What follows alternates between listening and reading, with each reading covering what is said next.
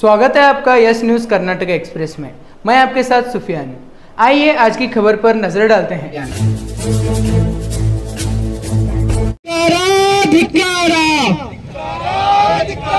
जातिवादी यत्नाळेगे धिक्कार, धिक्कार, धिक्कार, धिक्कार, धिक्कार, ಕೋಮುವಾದಿ ಯತ್ನಾಳಿಗೆ ಧಿಕ್ಕಾರ, ಹುಚ್ಚ ಹುಚ್ಚ ಯತ್ನಾಳ ಹುಚ್ಚ, ಧಿಕ್ಕಾರ ಧಿಕ್ಕಾರ, ಜಾತಿವಾದಿ ಯತ್ನಾಳಿಗೆ ಧಿಕ್ಕಾರ, ಧಿಕ್ಕಾರ ಧಿಕ್ಕಾರ, ಕೋಮುವಾದಿ ಎಂಎಲ್ಎಗೆ ಧಿಕ್ಕಾರ, ಅರೆಸ್ಟ್ करो, अरेस्ट करो, यत्नाळ को अरेस्ट करो, अरेस्ट करो, अरेस्ट करो, जातिवादी यत्नाळ को अरेस्ट करो, हिंदू मुस्लिम की राजनीति करना बंद करो, बंद करो, बंद करो, नफरत फैलाना बंद करो, बंद करो, बंद करो, नफरत फैलाना बंद करो, जेल भेजो, जेल भेजो, यत्नाळ को जेल भेजो, जेल भेजो, जेल भेजो, कम्युनल एमएलए को जेल भेजो, अरेस्ट करो, अरेस्ट करो। जिस कदर इस शहर का एमएलए मुसलमानों को बाकायदा टारगेट करके बार बार गंदी जबान इस्तेमाल कर रहा है या फिर गालियां दे रहा है, इसको देखते हुए अगर आज की आवाम जिस कदर यहाँ पर आई हुई है, मुझे लगता है कि कुछ ही लोगों को शायद वो गालियां लगी होंगी, कुछ ही लोगों को बुरा लगा होगा, कुछ ही लोगों को तकलीफ हुई होगी, ऐसा मंजर देखने के बाद लग रहा है। खैर हम उस पर ज्यादा गहराई में ना जाते हुए मैं अपनी बात आप लोगों के सामने रखना चाहता हूं कि अपने हर फंक्शन में, अपने हर प्रोग्राम में हमारे शहर का एमएलए यत्नाळ बाकायदा मुसलमान अवाम को, मुसलमान शहरी को और मुसलमान लीडरों को अपनी गंदी जबान से उनका नाम लेते हुए गालियां बकता है। इसके बाद हम लोग डिपार्टमेंट से हाथ जोड़कर इनके खिलाफ एफआईआर करने की जब गुजारिश करते हैं तो एक तो डिपार्टमेंट हमें 8-8 दिन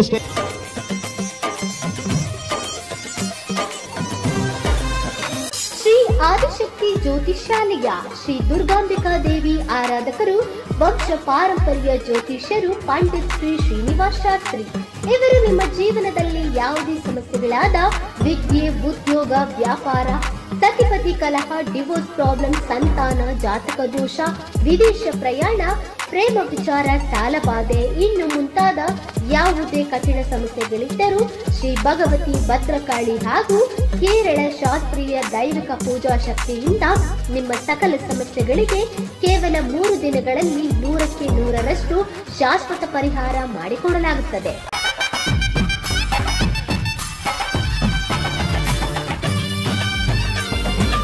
ಇವರು ಅಷ್ಟಮಂಗಳ ಪ್ರಶ್ನೆ, ದೈವ ಪ್ರಶ್ನೆ, ಜಾತಕ, ಹಸ್ತರೇಖೆ, ಭಾವಚಿತ್ರ ನೋಡಿ ನಿಮ್ಮ ಜೀವನದ ಸಂಪೂರ್ಣ ಭವಿಷ್ಯವನ್ನು ತಿಳಿಸುತ್ತಾರೆ। ಇವರನ್ನು ಸಂಪರ್ಕಿಸಬೇಕಾದ ವಿಳಾಸ ಬಸ್ ಸ್ಟ್ಯಾಂಡ್ ಹತ್ತಿರ ಲಲಿತಾ ಮಹಲ್ ಹೋಟೆಲ್ ಎದುರು, ವಿಜಯಪುರ। ಮೊಬೈಲ್ ಸಂಖ್ಯೆ 9845633456। ನಿಮ್ಮ ಒಂದು ಕರೆ ನಿಮ್ಮ ಬದುಕನ್ನೇ ಬದಲಾಯಿಸುತ್ತದೆ। स्टेशन के चक्कर लगवाता है, जब एफआईआर करता है तो कुछ ऐसे सेक्शंस लगाता है जो कि स्ट्रांग ना हो, जिस पर अरेस्ट भी न किया जाए।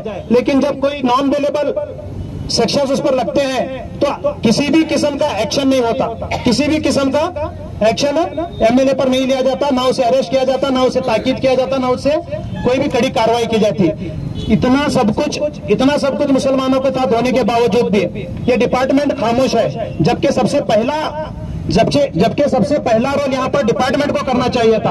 अवाम को जागने से पहले, अवाम को उठने से पहले डिपार्टमेंट अपनी जानिब से अगर सो मोटो केस करता तो हम डिपार्टमेंट को समझ सकते थे कहां ना कहां ये लॉ एंड ऑर्डर को मेंटेन करने की कोशिश की जा रही है बोल के। जबकि एमएलए यत्नाल बीजापुर शहर के अंदर खड़े होकर संविधान की धज्जियां उड़ाता है, लॉ एंड ऑर्डर की धज्जियां उड़ाता है और आप खामोश रहते हैं। और मैं कहना चाहता हूं हमारे बीजापुर के लीडरों से, कांग्रेस लीडरों से, जिस कदर आप लोगों ने कुछ दिन पहले एक प्रेस कॉन्फ्रेंस के जरिए आप लोगों ने यत्नाल को जवाब दिया, मैं इस बात को काबिल तारीफ मानता हूं कि जिस भाषा में उसने कहा था उसी भाषा में आप लोगों ने जवाब भी दिया, लेकिन इतना काफी नहीं है। मैं समझता हूं कि जिन लोगों ने जवाब दिया वो मुस्लिम लीडर्स अपनी कौम के, अपने लोगों के, अपने कौम के औरतों की इज्जत की भावनाओं की कदर करते हुए आप लोगों ने जवाब दिया। तो फिर आप लोगों के पीछे जो कांग्रेस पूरी बड़ी पार्टी खड़ी हुई है उस पार्टी की जानिब से अब तक कोई एक्शन नहीं हुआ। बीजापुर शहर के, बीजापुर डिस्ट्रिक्ट के अंदर 6 एमएलए कांग्रेस के हैं। कोई कांग्रेस का एमएलए यत्नाल के खिलाफ बोलना नहीं चाहता। वो लोग सिर्फ मुस्लिम कांग्रेस लीडर के कंधों पर जिम्मेदारी डालकर प्रेस कॉन्फ्रेंस के जरिए बता रहे हैं कि हम भी आपके साथ हैं, और मुस्लिम कांग्रेस लीडर्स अपने जज्बात को, अपने भावनाओं को, अपने गुस्से को जाहिर करते हुए नजर आ रहे हैं। क्या सिर्फ मुसलमानों को गाली दिए तो मुसलमान कांग्रेस लीडर ही बोलना जरूरी है क्या? कहां है यहाँ पर बीजापुर डिस्ट्रिक्ट का जो है सदर, कहां है कांग्रेस प्रेसिडेंट? क्यों नहीं बोलते, क्यों नहीं एक्शन लेते? कहां है कांग्रेस हुकूमत? आप लोगों ने 88% जो है हुकूमत, 88% जो है मुसलमान का वोट लेकर इस कर्नाटक के अंदर हुकूमत बिठाई हुई है। जब मुसलमानों को कोई गाली देता है तो आप नहीं बोलते, जब मुसलमानों को कोई बुरा भला बोलता है तो आप नहीं बोलते, जब मुसलमानों की औरतों की इज्जत के ताल्लुक से जब बोला जाता है तो आप नहीं बोलते। लेकिन इलेक्शन के दौरान इन्हीं लीडरों को लेकर, इन्हीं आपके जो है मीडिएटर्स को लेकर आप अवाम में उतरते हैं और मुसलमानों को पहला फुसलाकर आप उनका वोट लेकर जाते हैं, आप डरा धमका कर वोट ले जाते हैं। बीजेपी का कभी नाम लेते हैं, कभी जेडीएस का नाम लेकर, कभी ऐसे यत्नाल जैसे शैतान लोगों का नाम लेकर आप लोग डराकर वोट हासिल करने में कामयाब होते हैं। यही अवाम के ऊपर जब गालियां बकी जाती हैं, इनके औरतों के ताल्लुक से बुरा भला बोला जाता है तो आप नहीं आते। 6 एमएलए, मैं पूछना चाहता हूं 6 एमएलए, क्या तुमने किसी में ताकत नहीं है यत्नाल से लड़ने की? क्या तुमने किसी में ताकत नहीं है यत्नाल को खिलाफ बात करने की? क्या तुमने किसी में ताकत नहीं है कि यत्नाल को जबान बंद कराने की? और मैं हुकूमत में बैठे हुए सिद्धरामैया साहब से पूछना चाहता हूं, जब तुम्हारे ऑफिस के बाहर खड़े होकर वो तुम्हें भी गालियां बक रहा है और तुम्हारे हाईकमांड राहुल गांधी को भी गालियां बक रहा है, तब भी तुम अरेस्ट नहीं करते, और वो बाहर आकर स्टेटमेंट देता है कि नम भूम बाजू के एसपी इधर और नम अरेस्ट ಮಾಡಿಲ್ಲ ಏನಿಲ್ಲ ಕೇಸ್ ಐತಿ ನಾನ್ ಬೆಲೆಬಲ್ ವಾರಂಟ್ ಇದೆ ಆದ್ರೆ ಯಾರೇ हरकोड़ा और खुला बात कर रहा हूं। ये लॉ एंड ऑर्डर की धज्जियां आपके सामने उड़ाई जा रही हैं, आपकी हुकूमत की धज्जियां उड़ाई जा रही हैं, एक कम्युनिटी के जज्बात को ठेस पहुंचाया जा रहा है। ये कांग्रेस हुकूमत खामोश क्यों है? कांग्रेस हुकूमत क्यों एक्शन नहीं लेना चाहती? क्यों कांग्रेस हुकूमत मुसलमानों की परेशानियों को जो है नजरअंदाज कर रही है? और मैं खास तौर पर उस्तुवारी सचिव एमबी पाटिल साहब से कहना चाहता हूं, एक जुमला भी आपने नहीं कहा यत्नाल के खिलाफ, एक जुमला भी। जिन्होंने मुसलमान को इस तरह गाली दी, मुसलमान की औरतों को बुला, लेकिन आपने एक जुमला भी खिलाफ बोलना मुनासिब नहीं समझा। इससे हमें साफ जाहिर होता है कि आपकी ये कांग्रेस और बीजेपी नहीं है बल्कि मिलीजुली सरकार है। ये कांग्रेस और बीजेपी नहीं है, कर्नाटक के अंदर ये मिलीजुली सरकार बैठी हुई है, जिसकी वजह से दोनों का मकसद सिर्फ और सिर्फ मुसलमान को टारगेट करना है। एक को मुसलमान को डराना है, दूसरा मुसलमान का वोट लेना चाहता है। मैं और खास तौर से हमारे शहर के एमएलए यत्नाल साहब से कहना चाहता हूं, एमएलए यत्नाल साहब ನಿಮ್ಗೊಂದು ಮಾತು ಈ ಮಾಧ್ಯಮ ಕಡೆಯಿಂದ ಕೇಳಬೇಕಂತ ಮಾಡೀನಿ. ನಿಮ್ಗೆ ಮುಸುಲ್ರು ಕೂಡ ಬಹಳ ಶಿಟ್, ಮುಸುಲ್ರ ಮ್ಯಾಗ ಬಹಳ ಶಿಟ್, ಮುಸುಲ್ರ ಮ್ಯಾಗ ನಿಮ್ಗ ಬಹಳ ಆ ನಮೂನೆ ನೀವು ಏನು ತೋರಿಸ್ತಿರಲ್ಲ ಸ್ಟೇಜ್ ಮ್ಯಾಗ ನಿಂತ ಅಷ್ಟು ಶಿಟ್ ಇದ್ದವ್ರು ನೀವು ಮುಸುಲ್ರು ಕೂಡ ದಂಧೆ ಮಾಡ್ತೀರಿ, ಮುಸುಲ್ರು ಕೂಡ ಬಿಸ್ನೆಸ್ ನಾಗ ಪಾರ್ಟ್ನರ್ ಇದ್ರಿ ಗೊತ್ತೈತೇನ? ನಿಮ್ ವೇದಿಕೆ ಕೆಳಗೆ ನಿಂತವ್ರದು ಮ್ಯಾಗ ಕೂತಾರ್ದು ಎಲ್ಲಾರು ಗೊತ್ತೈತಿ, ಕೆಳಗೆ ನಿಂತವ್ರಿಗೆ ಯಾರಿಗೂ ಗೊತ್ತಿಲ್ಲ. ಅವ್ರು ಹುಚ್ಚಗತ್ತೆ ಚಪಾಳಿ ಹೊಡ್ಕೊತ್ ನಿಂದಿರ್ತಾರಲ್ಲ, ನಿಮ್ ಮಾತಿಗೆ ಹುಚ್ಚಗತ್ತೆ ಚಪಾಳಿ ಹೊಡ್ಕೊತ್ ನಿಂದಿರ್ತಾರ. ಇದೇ ಸಿಟಿ ಬ್ಯಾಂಕ್ನಾಗ ನಿಮ್ ಮಂದಿಕ್ಕಿಂತ ಹೆಚ್ಚಿಗೆ ನಮ್ಮ ಮಂದಿ ಅಕೌಂಟ್ ಐತಲ್ಲ, ನಿಮ್ ಮಂದಿಕ್ಕಿಂತ ನಮ್ಮ ಮಂದಿದ ಹೆಚ್ಚಿಗೆ ಅಕೌಂಟ್ ಐತಿ. ಅಲ್ಲಿಂದ ಅವ್ರ ಕಡೆಯಿಂದ ಸಿಗುವುದು ಪ್ರಾಫಿಟ್, ಬಡ್ಡಿ ಮಾತ್ರ ತಗೋತೀರಿ, ಅವ್ರ ಕಡೆ ಅವ್ರು ಕೂಡ ಬಿಸ್ನೆಸ್ ಕೂಡ ಮಾಡ್ತೀರಿ. ಮತ್ತೆ ಒಳಗಿಂದ ಒಳಗೆ ನೀವು ಮುಸಲ್ಮಾನ ದೊಡ್ಡ ಲೀಡರ್ಸ್ ಕೂಡ ಕಾಂಟ್ಯಾಕ್ಟ್ ಮೇಲೆ ಇಟ್ಟಿದ್ರಿ. ಆದ್ರೆ ವೇದಿಕೆ ಮೇಲೆ ನಿಂತು ಈ ಬಿಜಾಪುರ ಜನತೆಗೆ ಹುಚ್ಚು ಮಾಡೋ ಸಲುವಾಗಿ ನೀವು ಮುಸಲ್ಮಾನ್ಗೂ ಬೈತೀರಿ. ಮುಸಲ್ಮಾನ್ ಕೂಡ ನಿಮ್ಗೆ ಹಿಟ್ಟು ಸಿಟ್ಟಿದ್ರ ಒಂದು ಮಾತು ಕೇಳ್ತೀನಿ, 2014 ಯಾವಾಗ ಸೆಂಟ್ರಲ್ ಬಿಜೆಪಿ ಗವರ್ಮೆಂಟ್ ಬಂದಿತ್ತು ಆ ಟೈಮ್ ಅಲ್ಲಿ ನೀವು ಒಂದು ರ್ಯಾಲಿ ಮಾಡಿದ್ರಿ ಬಿಜಾಪುರ್ನಾಗ, ನಿಮ್ ಮೇಲೆ ಕೇಸ್ ಆಯ್ತು, ಓಡ್ ಹೋದ್ರಿ. ನಿಮ್ಗೆ ಓಡಿಸ್ಕೊಂಡು ಇಲ್ಲಿ ತಗೊಂಡು ಹೋಗೋದ ಯಾರ? ನಿಮ್ ಡ್ರೈವರ್ ಯಾರಿದ್ದ? ಅವ ಒಬ್ಬ ಮುಸಲ್ಮಾನ. ನಿಮ್ಗೆ ಆಟ ಮುಸಲ್ಮಾನ್ ಮ್ಯಾಗ ಸಿಕ್ಕಿದ್ರ ಮುಸಲ್ಮಾನ್ ಕೂಡ ಯಾಕೆ ಓಡ್ ಹೋಗಿರಿ ಬೆಳಗಾವ್ಗ? ನೀವು ಎಲ್ಲ ಸಿಕ್ಕಿರ್ ಗೊತ್ತೈತೇನೆ ಬೆಳಗಾವ್ದಾಗ? ಬೆಳಗಾವದಿಂದ ನಿಮ್ಗೆ ಪೊಲೀಸ್ ಹಿಡ್ಕೊಂಡ್ಬಂದ್ರ ನೀವು ಯಾಕೆ ಓಡೋಗಿದ್ರೆ ಮುಸಲ್ರ ಅಂತೀರ. ಅವಾಗ ಡ್ರೈವರ್ ಹೇಳ್ತಿರತ್ತ ನೀವು ನಿಮ್ ಮಂದಿ ಬಾಳ ನಿಯತ್ತಿನ ಕೆಲಸ ಮಾಡ್ತಾರಪ್ಪ, ನಿಮ್ಮ ಡೇರಿಗೆ ಯಾರು ಕೊಡಂಗಿಲ್ಲ, ಅದರ ಸಂಬಂಧ ನಾನು ನಿನಗೆ ಕರೆದಿದ್ದೀನಿ. ಇವ್ರು ಒಳಗಿನ ಮಾತು ನೋಡ್ರಿ ಹಂಗದು. ಬೆಂಗಳೂರದಾಗ ಅಸೆಂಬ್ಲಿದಾಗ ಕಣ್ಣು ಮುಚ್ಚಿ ಬೇವಸಾಯದಾಗ ನಾಟಕ ಮಾಡಿದ್ರಿ ನೀವು. ದವಾಖಾನೆ ಸೇರಿಸಿದ್ರು ನಿಮ್ಗೆ ಒಯ್ದ ಅಲ್ಲಿ ನಿಮ್ ಟ್ರೀಟ್ಮೆಂಟ್ ಕೊಟ್ಟಿದ್ದವ ಯಾರ? ಅವ ಒಬ್ಬ ಮುಸಲ್ಮಾನ್ ಡಾಕ್ಟ್ರ. ನಿಮ್ಗೆ ಅಟ್ಟ ಸಿಟ್ಟಿದ್ರಪ್ಪ ಅಂತಂದ್ರ ಆ ಮುಸಲ್ಮಾನ್ ಡಾಕ್ಟರ್ ಕಡೆಯಿಂದ ಯಾಕೆ ಟ್ರೀಟ್ಮೆಂಟ್ ತಗೊಂಡ್ರಿ ನೀವು? ಅವ ಹೇಳ್ಬೇಕಾಗಿತ್ತು ನೀವು ನನ್ನ ಟ್ರೀಟ್ಮೆಂಟ್ ಮಾಡ್ದಾರಪ್ಪ, ನಾ ಸತ್ರ ಸಾಯದಾಗತ್ತೆ ಹೇಳ್ಬೇಕಾಗಿತ್ತು. ಜೀವ ಹೊಂಟೈತಂದ್ರೆ ಮುಸಲ್ಮಾನ್ ಬೇಕಾ? ಜೀವ ಹೊಂಟೈತಂದ್ರೆ ಮುಸಲ್ಮಾನ್ ಬೇಕು. ಜೀವ ಬಂದಿದ್ ಮಾಡಕ್ಕೆ ಮುಸಲ್ಮಾನ್ ಬೇಡ. ಮುಸಲ್ಮಾನ್ ವಕಫ್ ಆಸ್ತಿ ಬೇಕು. ಅವನೇ ಡಾಕ್ಟರ್ ನೋಡ್ರಿ, ಅದು ನಿಯತ್ತಿನ ಕೆಲಸ ಮಾಡ. ಅವ್ನ ಫೋಟೋ ನಿಮ್ ಮನ್ಯಾಗ ಹಚ್ಚಿ ಪೂಜೆ ಮಾಡ್ರಿ. ಆ ಡಾಕ್ಟರ್ ಫೋಟೋ ನಿಮ್ ಮನ್ಯಾಗ ಹಚ್ಚಿ ಪೂಜೆ ಮಾಡ್ರಿ. ಅವ್ನು ಯಾಕೆ ನಿಯತ್ತಿನ ಕೆಲಸ ಮಾಡಾನ. ಟ್ರೀಟ್ಮೆಂಟ್ ಕೊಡುವತ್ನಾಗ ಚುಚ್ಚೋದ್ ಇಂಜೆಕ್ಷನ್ ಬಿಟ್ಟು ಮತ್ತೆ ಯಾವ್ದು ಇಂಜೆಕ್ಷನ್ ಚೂಸ್ತಿತ್ತಂದ್ರ ಇವತ್ತು ನಿಮ್ಮ ಓಂ ನಮಃ ಶಿವಾಯನೇ, ಓಂ ನಮಃ ಶಿವಾಯನೇ. ನಾವ್ ಇಲ್ಲಿ ಎಲ್ಲಾರು ಮಾತಾಡ್ತಿದ್ವಿ. ಗೌಡ್ರ ತಂದಾರೇನ, ಗೌಡ್ರ ತರಾಗತ್ತಾರೇನ, ಬಂದೈತೇನ ಅಂಬುಲೆನ್ಸ್ ಬರ್ತಿದ್ ಬಿಜಾಪುರ ಟೊಯ್ ಮಾಡ್ಕೊತ. ಆ ಡಾಕ್ಟರ್ದ ಕಾಲ್ ಹಿಡಿದ ತೊಳೆದ ನೀರ್ ಕುಡೀರಿ ನೀವು. ಆ ಫೋಟೋ ಒಂದು ಮನ್ಯಾಗ ಹಚ್ಚಿರಿ. ಆ ಫೋಟೋ ಒಂದ ಮನ್ಯಾಗ ಹಚ್ಚಿ ದೇವರದಾಗ ಮುಂಜಾನೆ ಎತ್ಕೊಳ್ಳಿ ಅವನೇ ಪೂಜೆ ಮಾಡ್ರಿ ಮೊದಲ್ ನೀವು. ಯಾಕಂತಂದ್ರ ನಿಮ್ಗೆ ಜೀವ ಉಳಿಸಿದವ ಯಾರನೇ ದೇವರವ. ಅವ ಯಾರ? ಒಂದು ಮುಸಲ್ಮಾನ. ಅವ ಒಂದ ಮುಸಲ್ಮಾನ. ನಿಮ್ಗೆ ವಿಚಾರ ಮಾಡ್ಬೇಕು ನೀವು. ಇಲ್ಲಿ ಬಿಜಾಪುರದಲ್ಲಿ ಇನ್ಕಮ್ ತಿಂತೀರಿ ನೀವು, ಬಹಳಷ್ಟು ದಂಧ ನಿಮ್ಮ ಮುಸಲ್ಮಾನ್ ಕೂಡ ಪಾರ್ಟ್ನರ್ ಆಗಿರ್ ನೀವು. ಆದ್ರೆ ಬಿಜಾಪುರ ಹಿಂದೂ ಮಂದಿಗೆ, ಕೆಲವೊಂದು ಹಿಂದೂ ಜನರಿಗೆ ಹುಚ್ಚು ಮಾಡಾಕತ್ತೀರಿ ನೀವು. ನಾ ಆ ಜನರಿಗೆ ಹೇಳ್ಬೇಕಂತ ಮಾಡೀನಿ. ಆ ಜನರನ್ನು ಕೆಳಗೆ ನಿಂತವರು ನೀವು ವಿಚಾರ ಮಾಡ್ರಿ. ಯಾವ ಮಾತಿಗೆ ಜೋಶ್ ಮ್ಯಾಕ್ ಬಂದು ನೀವೇನ್ ಚಪ್ಪಾಳಿ ಹೊಡಿತಿರ್ಲಾ, ಆ ವೇದಿಕೆ ಮೇಲೆ ಕೂತವ್ರದ ಮನೆಗಳು ನೋಡ್ರಿ ಹಂಗದ. ಎಲ್ಲಾರು ಬಂಗ್ಲೆದಾಗ ಇರ್ತಾರ. ಬಂಗ್ಲೆದಾಗ ನೀವು ನಿಂತವ್ರದ ಮನ್ಯಾಗ ಬಾಡಿಗೆ ಮನ್ಯಾಗ ಅದೀರಿ ನೀವು ವಿಚಾರ ಮಾಡ್ರಿ. ಅವ್ರ ಮಾತನಾಗ ನೀವು ಸಿಗ್ಬಿರ್ಬೇಡ್ರಿ. ಇದೇ ವಕಫ್ ವಿರೋಧಿ ಮಾಡಕ್ ಅವ್ರ ಮಕ್ಕಳು ಯಾಕೆ ಮುಂದೆ ಬಂದಿಲ್ಲ? ನೀವು ಹೇಳಿದ್ರಲ್ಲ, ನಮ್ಮ ಇಬ್ರು ಹುಡುಗರು ಇಬ್ರು ಬಹಳ ಶಾಣೆ ಅದಾರ. ಒಬ್ರು ಅಮೆರಿಕಾದಾಗ ಒಬ್ಬರು ಲಂಡನ್ದಾಗ ಅದ. ಶಾಣೆ ಹುಡುಗರು ಇರ್ಬೇಕಂದ್ರ ಅಮೆರಿಕಾದಾಗ ಒಬ್ಬ ಲಂಡನ್ದಾಗ ನಿಮ್ಮ ಹುಡುಗ. ನಮ್ಮ ಸಾಮಾನ್ಯ ಜನರು, ನಮ್ಮ ಹಿಂದೂ ದೋಸ್ತರು, ನಮ್ಮ ಹಿಂದೂ ಬಾಂಧವರು ನಿಮ್ ಕೂಡ ಇಲ್ಲಿ ವಕಫ್ ವಿರೋಧಿ ಮಾಡಿ ಅವ್ರು ಹೋಗಿ ಜೈಲ್ನಾಗ ಬೀಳ್ಬೇಕು. ಕಾನೂನು ವಿರೋಧಿ ಮಾಡಿ ಹೋಗಿ ಜೈಲ್ನಾಗ ಬೀಳ್ಬೇಕು. ಆ ಸಂವಿಧಾನದ ವಿರೋಧಿ ಮಾಡಿ ಹೋಗಿ ಜೈಲ್ನಾಗ ಬೀಳ್ಬೇಕು. ನಿಮ್ಮಿಂತ ರಾಜಕೀಯ ಸಲುವಾಗಿ ನೀವೇನ್ ಮಾಡಾಕತ್ತಿರ್ಲ ಇದು ನಮ್ಗೆ ಎಲ್ಲ ಗೊತ್ತದ. ಯಾಕಂದ್ರೆ 2014 ಮೊದಲು ನೀವು JDS ದಾಗಿದ್ದಾಗ ನಾನು ನೋಡಿ, ನೀವೇ ಮೊನ್ನೆ ಛತ್ರಪತಿ ಶಿವಾಜಿ ಸರ್ಕಲ್ನಾಗ ಹೇಳಿರ್ಲ, ಛತ್ರಪತಿ ಶಿವಾಜಿ ಮಹಾರಾಜದ ಉಪಕಾರ ನಮ್ಮ ಮೇಲೆ ಐತಿ, ಇರ್ಲಿಕ್ಕಂದ್ರ ನಾ ಇವತ್ತು ಬಶೀರ್ ಅಹಮದ್ ಪಟೇಲ್ ಯತ್ನಾಳ್ ಇರ್ತಿದ್ ಅಂತ ಹೇಳಿರ್ಲ. ನೀವು ಬಶೀರ್ ಅಹಮದ್ ಯತ್ನಾಳ್ ಇದ್ರಿ JDS ಇದ್ದಾಗ, ಬಶೀರ್ ಅಹಮದ್ ಪಟೇಲ್ ಯತ್ನಾಳ್ ಇದ್ರಿ. ಮತ್ ನಿಮ್ ಮಗ್ಗಲ್ಗೇನ್ ಕೂತಿದ್ದಲ್ಲ ಸುಳಿಬಾಯಿ, ಅವ ಸುಲೇಮಾನ್ ಇದ್ದ. ಅವ್ರಿಗೆ ಗೊತ್ತಿಲ್ಲ ಅವ ಸುಲೇಮಾನ್ ಇದ್ದ. ಯಾಕಂತಂದ್ರೆ ಅವ್ರಿಗೆ 1500 ವರ್ಷದ ಹಿಂದೆ ಅಟ್ಟೆ ಇತಿಹಾಸ ಗೊತ್ತದ, ಆದ್ರೆ ಹಿಂದಿನ ಇತಿಹಾಸ ಗೊತ್ತಿಲ್ಲ. ಹೇಳ್ತೀನಿ ಕೇಳ ನಿಮ್ಗೆ ಇತಿಹಾಸ ಏನೈತೆ ಅನ್ನೋದು. ನಮ್ಮ 1,24,000 ಪೈಗಂಬರ್ಗಳು ಈ ಜಗತ್ತಿನಲ್ಲಿ ಬಂದಿದ್ದಾರೆ. ಅದರಲ್ಲಿ ಲಾಸ್ಟ್ ಪೈಗಂಬರ್ ನಮ್ಮ ಮೊಹಮ್ಮದ್ ಸಲ್ಲಲ್ಲಾಹು ಅಲೈಹಿ ವಸಲ್ಲಂ. ಅವ್ರದ್ದು ಕೂಡ ಅಟ್ಟೆ ನಿಮ್ಗೆ ಇತಿಹಾಸ ಗೊತ್ತದ. ಮೊಹಮ್ಮದ್ ಸಲ್ಲಲ್ಲಾಹು ಅಲೈಹಿ ವಸಲ್ಲಂ ಅಪ್ಪವ್ರ ಹೆಸರು ಗೊತ್ತೈತೇನ? ಅಬ್ದುಲ್ಲಾ.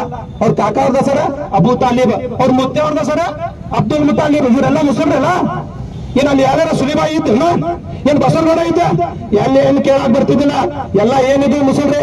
ಈ ಜಗತ್ತಿನಾಗ ಬಂದಿದ್ದವರು ನಮ್ ಬಾಬಾ ಅವ್ರಿಗೆ ಅವರು ಬಾಬಾ ಆದಮ್ ಅವರು ಬಂದಿದ್ದಾರೆ.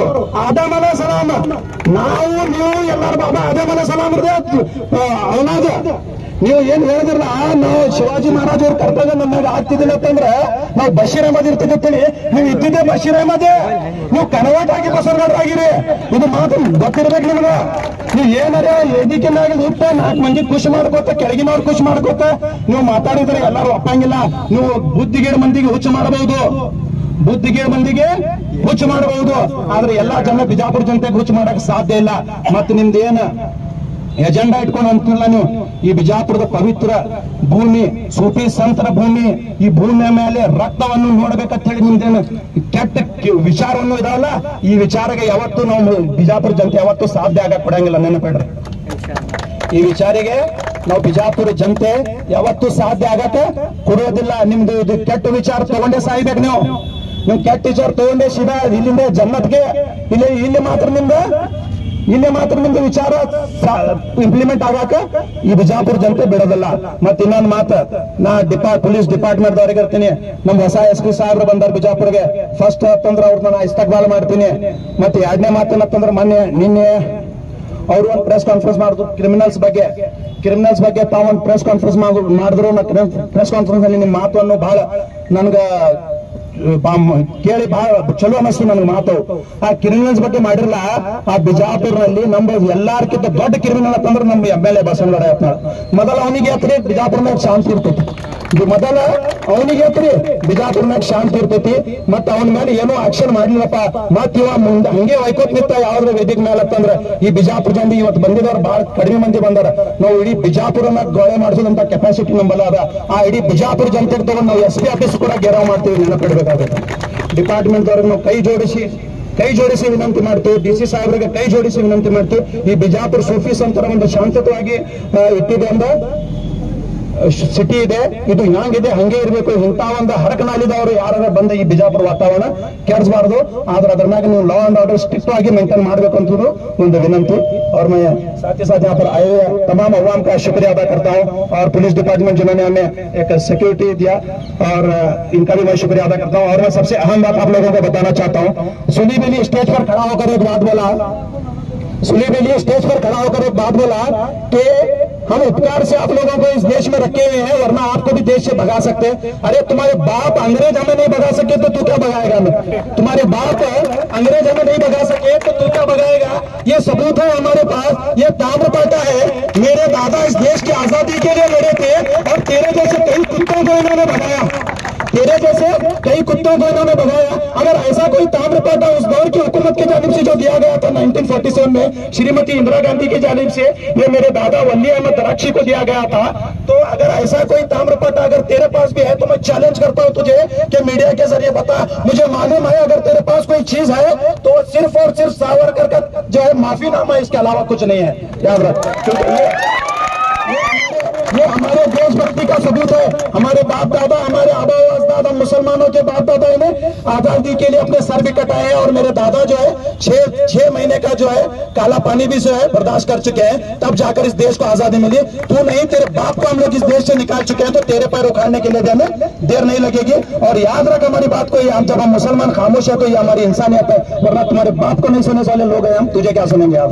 आज का हमारा यहाँ जो जमने का मकसद है, 15 अक्टूबर को हमारा बीजापुर का कम्युनल MLA, एक जातिवादी MLA, एक हुच्चा MLA जो मुसलमानों के खिलाफ नफरत फैलाने का काम करता है और जो इस मुल्क की और बीजापुर शहर की अमन और शांति को खत्म करने की बात करता है, ऐसे यत्नाड़ के खिलाफ आज हम लोग, वो यत्नाड़ जो कॉन्स्टिट्यूशन की हिफाजत नहीं करता, जो बाबा साहब अम्बेडकर की संविधान की इज्जत नहीं करता, ऐसे कम्युनल MLA, ऐसे जातिवादी MLA के बारे में आज हम यहाँ प्रोटेस्ट करने के लिए यहाँ पर जमा हुए हैं।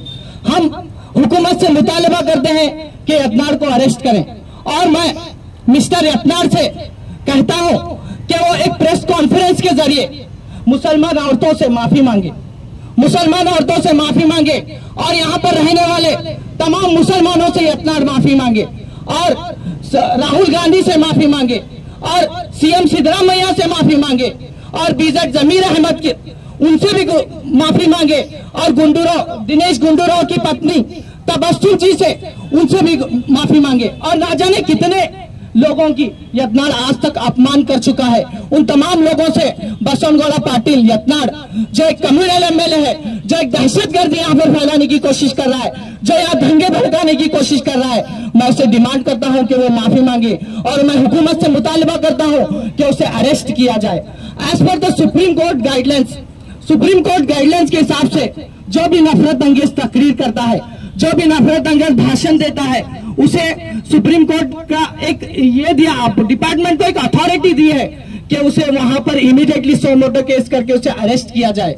लेकिन क्या इतने बार यत्नाड़ बीजापुर में इतनी दफा हेट स्पीचेस दे चुका है, ना जाने कितनी दफा हेट स्पीचेस दे चुका है। क्या ये डिपार्टमेंट का हक नहीं था? क्या ये डिपार्टमेंट को नहीं चाहिए था कि उस पर सो मोटे केस दर्ज करके उसे अदालतों में घसीटा जाता? लेकिन हमारा डिपार्टमेंट आज तक इतने भाषण देने के बावजूद भी उस पर कोई सो मोटो केस नहीं दर्ज किया गया। लेकिन जब कोई एक मुसलमान एक स्पीच करता है जो अपने राइट के बारे में हाथ मांगता है तो उसके बारे में 100 मोटो केस दर्ज करने के लिए आपको याद आता है। लेकिन जब ऐसे लोग जो नफरत फैलाने का काम करते हैं, जब ऐसे लोग स्पीच करते हैं तो आपको उनके ऊपर 100 मोटो केस करना याद नहीं आता। ये संविधान, चाहे वो मिनिस्टर हो, चाहे वो एमएलए हो, चाहे वो एमपी हो, चाहे वो प्राइम मिनिस्टर हो, चाहे वो चीफ मिनिस्टर हो, सबके लिए, चाहे वो नागरिक हो, हर किसी के लिए संविधान एक है। हर किसी के पर जब आम नागरिक के ऊपर तुम केस दर्ज कर सकते हो तो मिस्टर यत्नार के नाम पर भी आपको केस दर्ज करना होगा, उसे जेल में डालना होगा।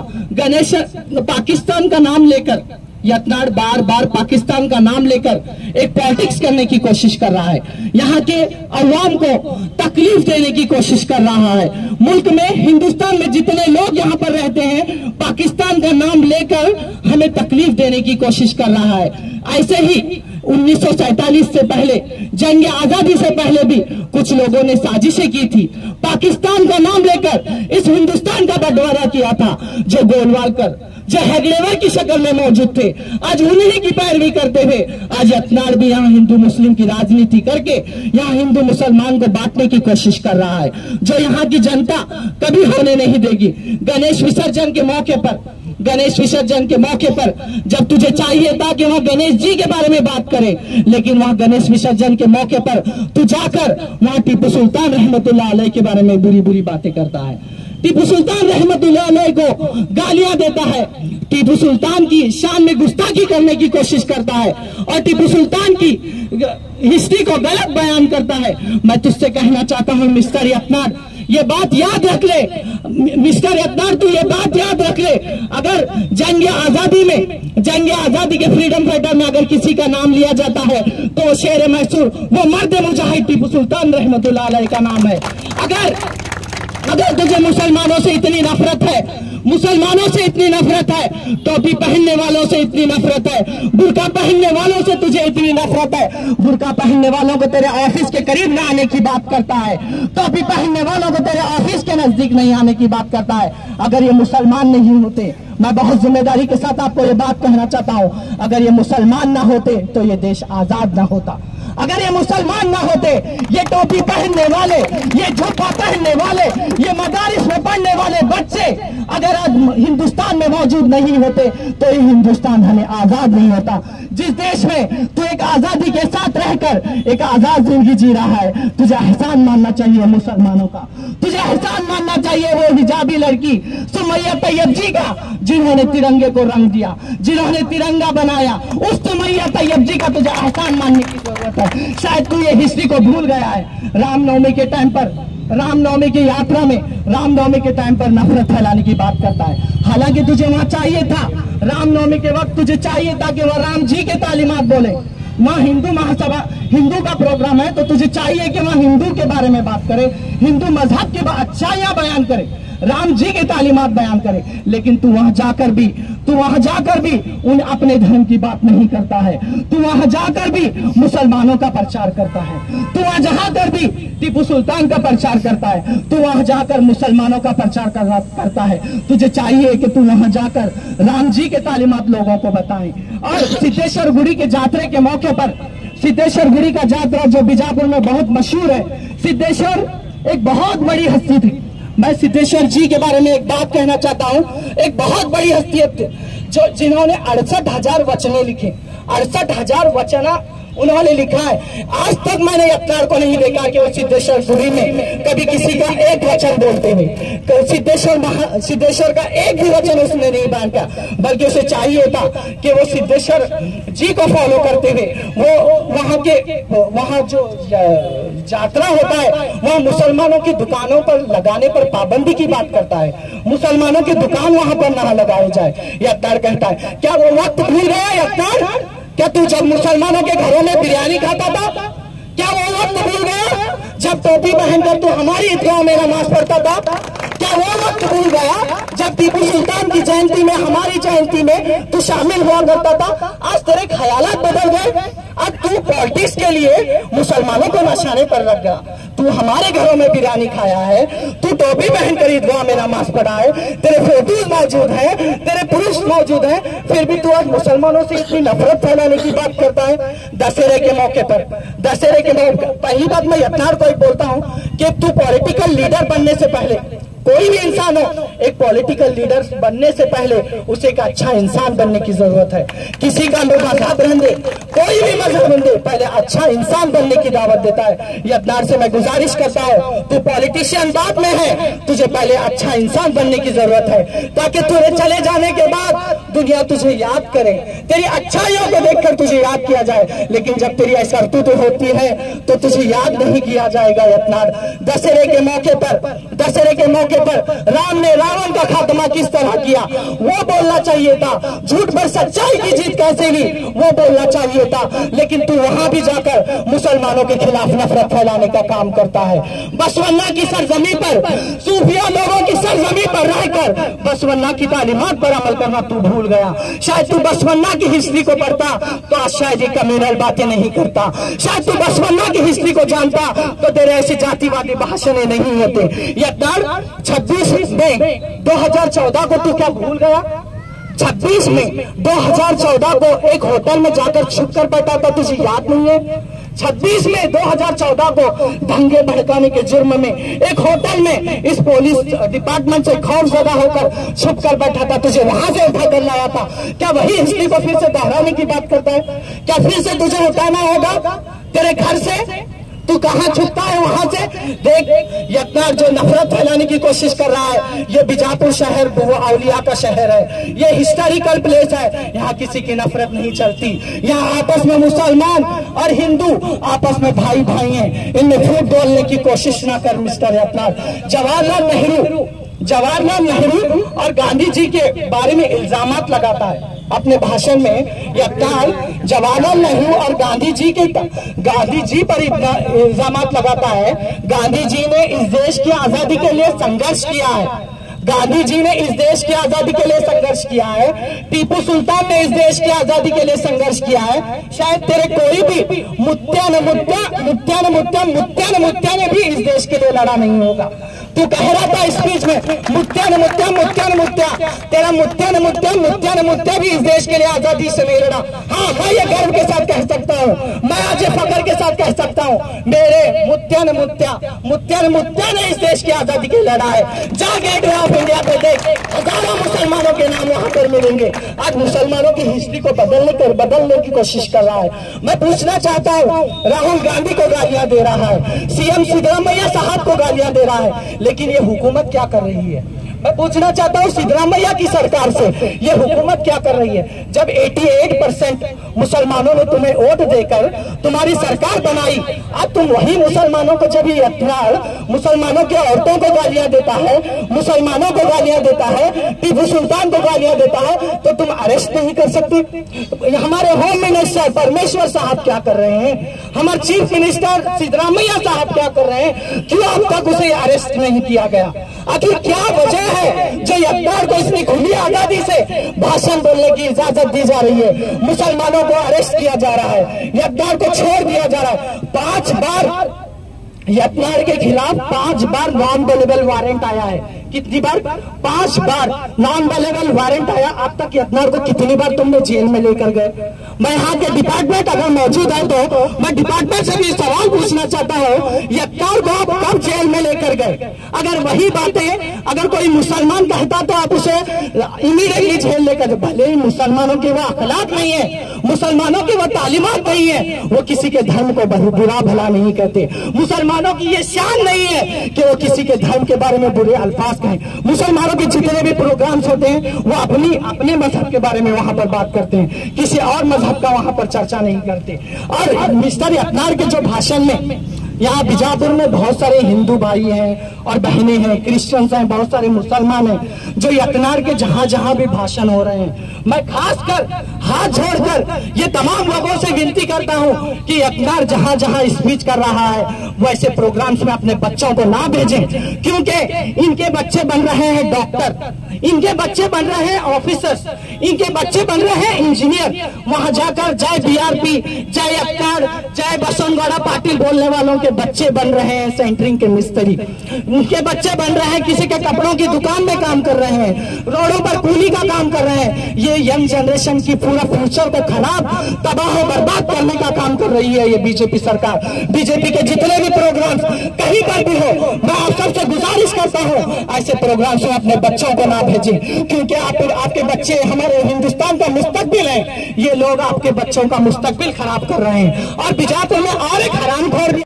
हमारे यस न्यूज़ कर्नाटक एक्सप्रेस के लेटेस्ट अपडेट के लिए लाइक कीजिए, शेयर कीजिए, सब्सक्राइब करना ना भूलिएगा। हमारा मकसद है आपकी आवाज़ जनता तक पहुंचाना, सच की आवाज़।